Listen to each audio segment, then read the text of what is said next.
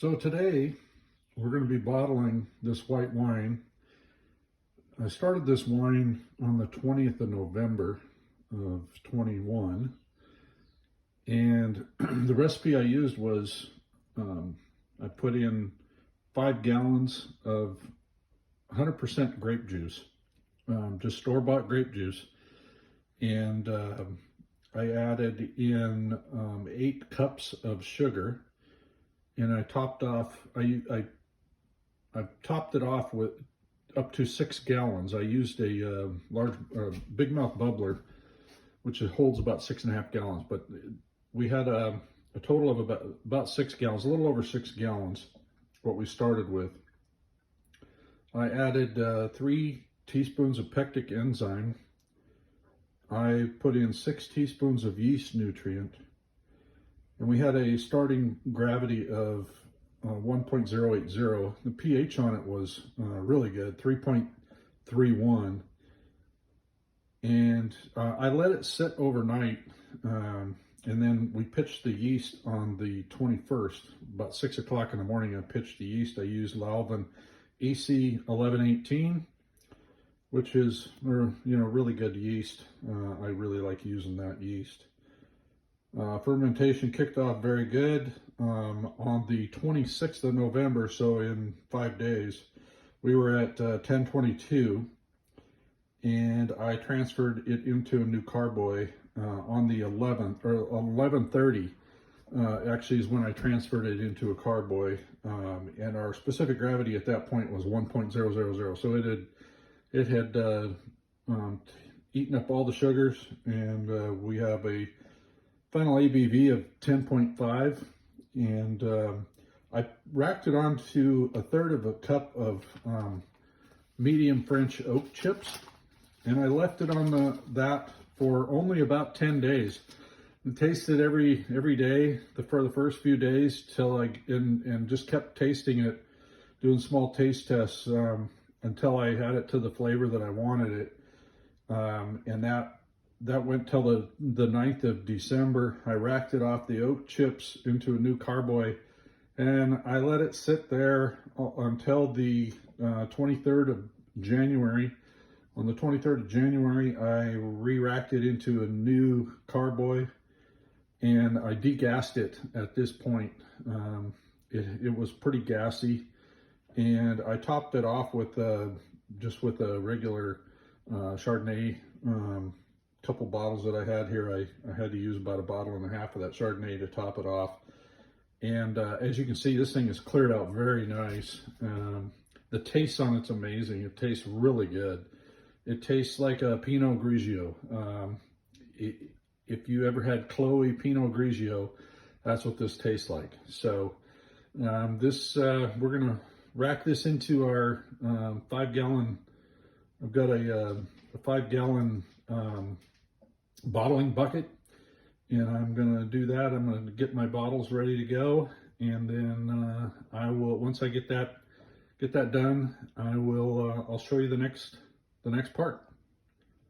See you in a few. Okay, so we have all of the wine transferred out of the carboy into our bottling bucket. I've attached the bottling wand to the bottling bucket and turned the spigot on. I've already filled 2 bottles. Basically what this bottling wand has, this little trigger at the bottom, and when I stick it into the bottom of the bucket, or the bottom of the bottle, it'll start filling the bottle. And then I fill it all the way up till it gets right to the top. I'll show you here on one. And then that leaves just a little bit of headroom, so when I put the cork in, it'll leave just a little bit of room in there. So I'll fill up a couple of bottles, and you can see how this works. So I just push this down on the bottom, and now you can see the wine trickling in. You see some suds in the bottle. That's from the Star San. I sanitized all these bottles with Star San, and that the suds is from that Star San. That it adds no flavor. There's no flavor to that whatsoever. It's food grade quality sanitizer. It's what they use in most commercial kitchens. and it's very good stuff. And you got to make sure everything is sterilized, including your corks. I put all the corks in some Star Sand here, and so once I get all these bottles filled, I'll be putting the cork in the corker here, and the corker will go on the bottle. And after this bottle's filled here, I'll put a cork in one of these bottles so that you can see how the corking process goes. And you can see how this one is starting to get filled, and I'll fill it all the way up till the wine gets right up to the top here, like that. And then when I pull the wand out, it leaves enough headspace.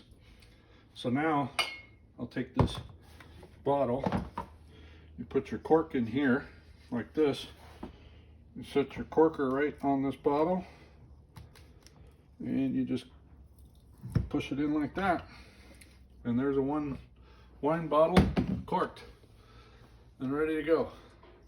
So once I get all these corked, I'll show you what they all look like and how many bottles we got after this is all done. So we ended up with 28 bottles in total. Oh, okay, yeah. Look how clear this stuff is. It looks amazing, and it tastes amazing. I also have 2 small jars here that we'll be using to sample taste it here later on. I'm gonna put it in the refrigerator, let it cool down, and there's what's left in the bottom of the carboy. You know, you don't want that stuff in the bottom, so you want it to just throw away the sediment. Then you're going to throw away some wine with it, and that's okay. But yeah, no, this stuff is amazing. I sampled some, tasted it. It's pretty good. But we'll get some labels made up. I'll leave these sitting upright like this for about 3 days, just to make sure they don't pop any corks, but they shouldn't. I've degassed it, so there's no gas at all in this wine. And then we can lay it down on its side. Until next time, bye. So here are the bottles. They're all labeled and ready to go in the wine cooler. So yeah, 28 bottles, all labeled, and tops on most of them. Some of the bottles are too big for my PVC caps, so those are just shrink wrap type caps. You just hit it with the heat gun and they shrink right down. So that's it for this batch.